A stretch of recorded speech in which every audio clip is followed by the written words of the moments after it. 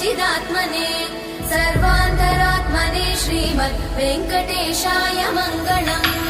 स्वतः सर्वविदे सर्वशक्तये सर्वशेषिने सुलभाय सुशीलाय वेङ्कटेशाय मङ्गलम्। परस्मै ब्रह्मणे पूर्णकामाय परमात्मने प्रयुञ्जे परतत्त्वाय वेङ्कटेशाय मङ्गलम्। आकालतत्त्वमशान्तमात्मनामनुपश्यताम् अतृप्त्यमृतरूपाय वेङ्कटेशाय मङ्गलम्। प्रायस्वचरणौ पुंसां शरण्यत्वेन पाणिना कृपया दिशते श्रीमद् वेङ्कटेशाय मङ्गलम्। दयामृततरङ्गिण्यास्तरङ्गैरिव शीतलै अपाङ्गैः सिञ्चते विश्वं वेङ्कटेशाय मङ्गलम्। स्रग्भूषां